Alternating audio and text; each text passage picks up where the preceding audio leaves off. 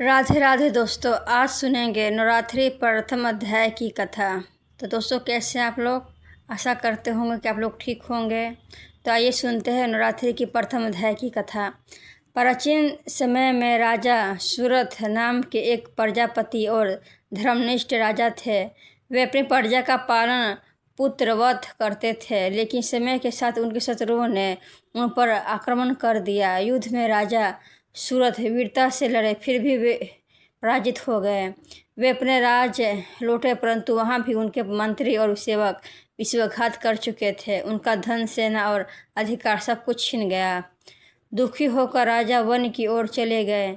One में उन्हें एक शांत और पवित्र आश्रम दिखाई दिया, जहाँ महान तेजस्वी महर्षि मेघा निवास करते थे।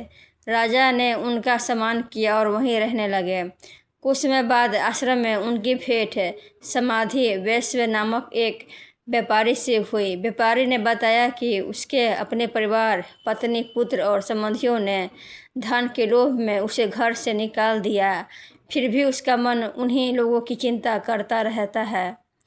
राजा ने आश्चर्य से पूछा कि जब परिवार ने उसके साथ इतना अन्याय किया, तब भी उसका मन उन्हीं के प्रति क्यों आकर्षित है?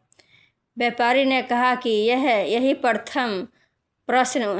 प्रश्न उसे भी परेशान करता है। दोनों महर्षि मेघा के पास पहुँचे और उनसे इस रहस्य का कारण पूछा। महर्षि ने बताया कि यह सब महामाया की शक्ति है। वही देवी समस्त प्राणियों पर अपनी माया का प्रभाव डालती है। इसी कारण मनुष्य बार बार मोह, ममता और आसक्ति में बंध जाता है, चाहे सामने वाला उसके साथ कैसा भी व्यवहार करे।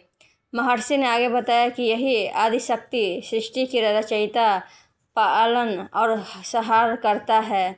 जब भगवान विष्णु योग निद्रा में थे, तब उनके कान के मैल से दो भयंकर असुर मधु और केटभ उत्पन्न हुए। वे अत्यंत बलशाली थे और उन्होंने ब्रह्मा को मारने का प्रयास किया। ब्रह्मा ने संकट में देवी महामाया की स्तुति की और प्रार्थना की वे भगवान विष्णु की योग निद्रा समाप्त करें। देवी ने उनकी प्रार्थना स्वीकार की और भगवान विष्णु की आंखों से अपनी योग निद्रा को बाहर निकाला लिया। तब भगवान विष्णु जाग उठे और मधु तथा केटभ से घोर युद्ध करने लगे। यह युद्ध लंबे समय तक चला। देवी की कृपा से दोनों असुर अहंकार में आ गए और उन्होंने स्वयं भगवान विष्णु से वर मांगने को कहा।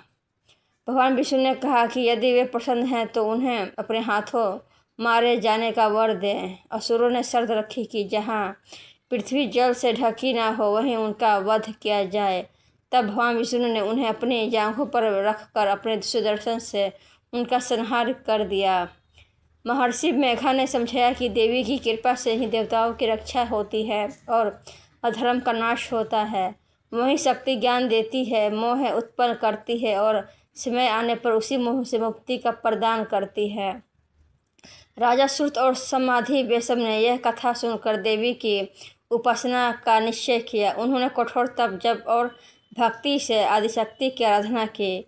उनकी भक्ति से प्रसन्न होकर देवी ने उन्हें दर्शन दिए। राजा सूरथ उनका राज्य वापस मिलने और भविष्य में महान पद प्राप्त होने का वरदान मिला, जबकि समाधि वैश्य को ज्ञान और मोक्ष का आशीर्वाद प्राप्त हुआ।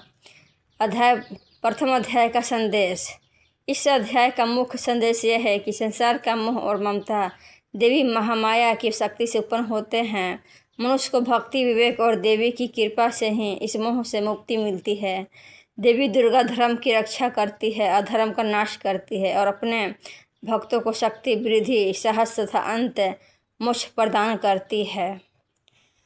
तो दोस्तों, ये था प्रथम अध्याय नवरात्रि की कथा। कैसा आप लोगों को अच्छा लगा हो तो लाइक कर देना और कमेंट में जय माँ दुर्गा लिख देना। हम इसी तरह के वीडियो रोज़ आप लोगों के लिए लेके आते रहेंगे। आप लोग वीडियो देखते हैं लेकिन चैनल को सब्सक्राइब नहीं करते हैं, तो प्लीज़ इस चैनल को सब्सक्राइब कर दीजिएगा। ओम दुर्गा नमः।